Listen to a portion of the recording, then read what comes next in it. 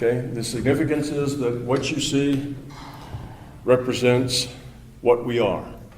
Okay, what you see out in the world is an accurate picture of humanity, in the daycare or in the elementary school. You have a lot of consciousness here that has a lot to learn. And our societies, our cultures, our governments all reflect who we are as a people. So you see all that violence and you see all that crime and you see all that meanness. That's the way we are. That's the level at which consciousness is here on this plane. And so that's what we get.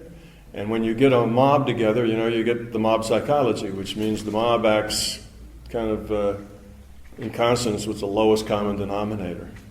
Well, that mob thing works two ways. You get a bunch of people who are learning and growing together, and they actually help each other. That's the 100th monkey thing. The vibes feed each other.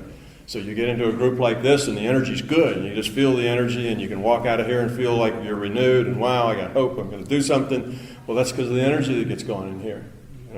Hopefully a week later you'll still feel that way. But the opposite works as well. Fear gets passed around in the land. Governments like to create fear in a population because it makes the population easy to control. Fear is a handle by which anyone can be controlled. If you're fearful of something, you're easy to control. All you have to do is manipulate that fear.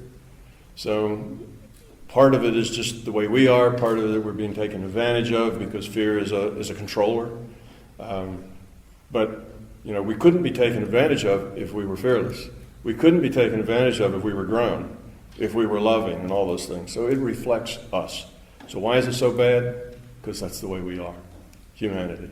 That's the level we're at. Now, rather than being disgusted with people and with humanity, you need to say that they're all doing the best they can with what they have. They're just not that grown yet.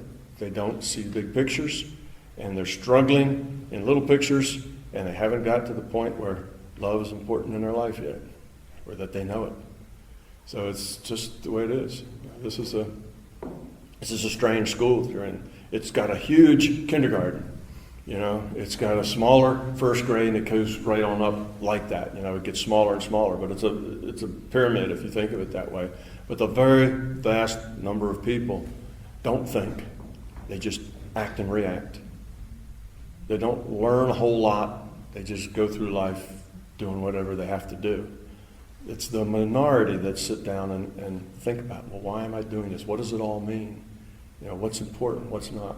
Why is this right and why is that wrong? What's the meaning of life anyway?